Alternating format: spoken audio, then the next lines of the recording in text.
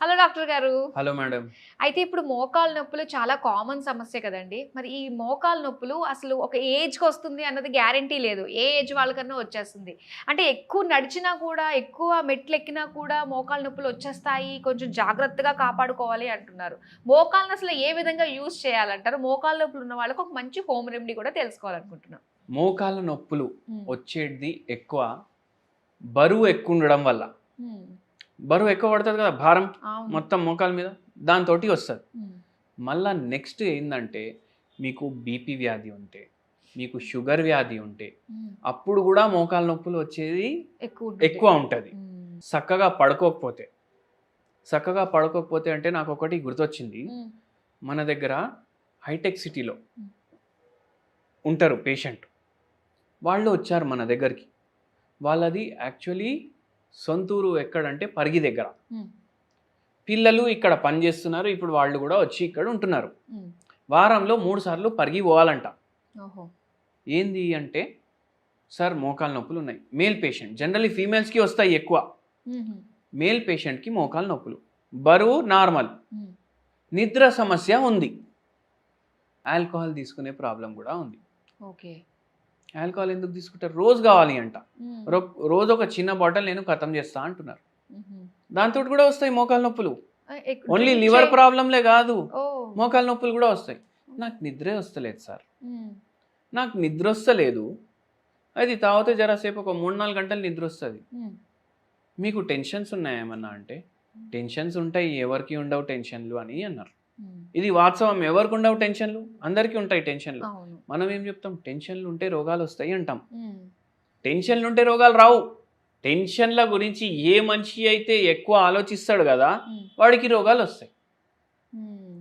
ఉన్నాయా టెన్షన్లు అంటే అవును. ఏం మీరు జాబ్ చేస్తుండేనా? గవర్నమెంట్ జాబా? Private job? లేదు మాది బిజినెస్ ఉండే. ఏం బిజినెస్ అంటే ఫైనాన్స్ బిజినెస్. హ్మ్. మీకు మీతోటే ప్రాబ్లమ్ ఉంది. హ్మ్. మీతోటే సొంతంతోటే ప్రాబ్లమ్ ఉంది.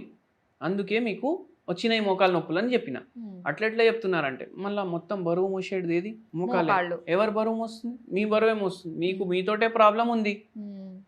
అయితే అవును సార్ ఉంది. ఏముంది అంటే హ్మ్. మాది ఫైనాన్స్ బిజినెస్. హ్మ్.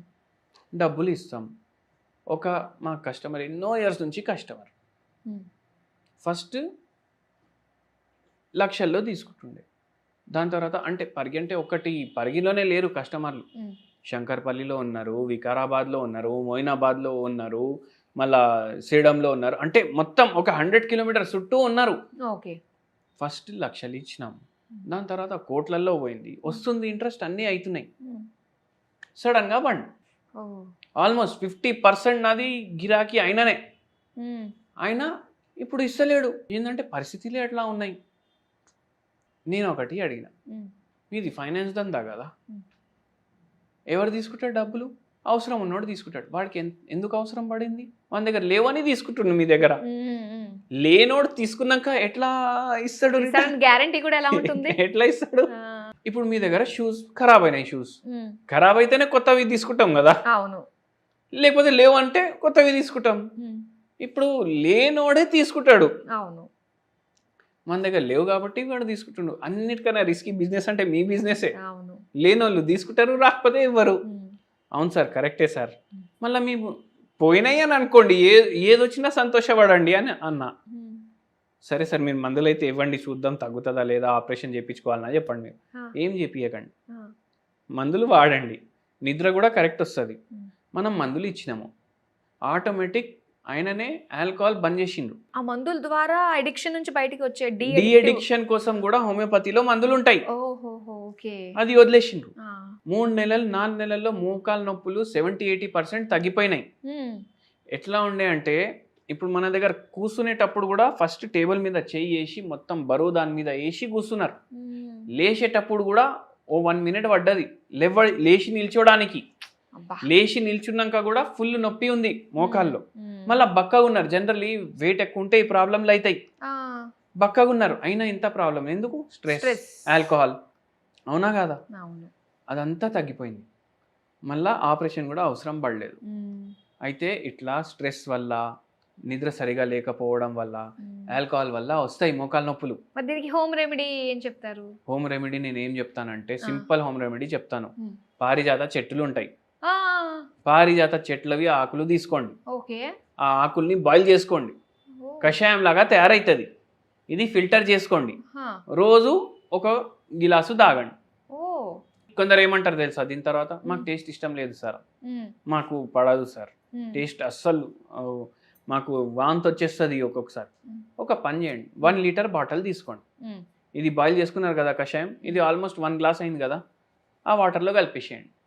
టేస్ట్ కూడా రాదు, అవును, పోతూనే ఉంటుంది. దాహం వేసినప్పుడు ఆ నీళ్ళు తాగండి, పర్లేదు అంటారు. అంత డైల్యూట్ చేసినా ఏం కాదు, పోతుంది కదా బాడీలో, లోపలికి వెళ్ళిపోవాల్సిందే అంతే. ఇప్పుడు మనకి టేస్ట్ ఇష్టం లేదంటే నేను తాగను అని ఫిక్స్ అయిపోతారు, ఇట్లన్నా పోతుంది కదా. ఓకే, ఇంకా తగ్గుతుంది కూడా, చాలా మందికి రిజల్ట్ కూడా ఉంది. ఈ పేషెంట్కి హోమియోపతి తోటి అండ్ ఈ పేషెంట్కి ఇదే చెప్పినాం, హోమ్ రెమెడీ కూడా. ఆ పేషెంట్ మొత్తం బయటపడ్డారు. ఈ టాపిక్ తోటి ఇప్పుడు ఇంట్లో ఖచ్చితంగా పారిజాతం మొక్క పెంచుకోవాలి, ఖచ్చితంగా పెంచుకోవాల్సిందే. వెరీ గుడ్ డాక్టర్ గారు, చాలా చక్కగా తెలియజేసినందుకు థ్యాంక్ యూ సో మచ్ అండి. థ్యాంక్ యూ అండి.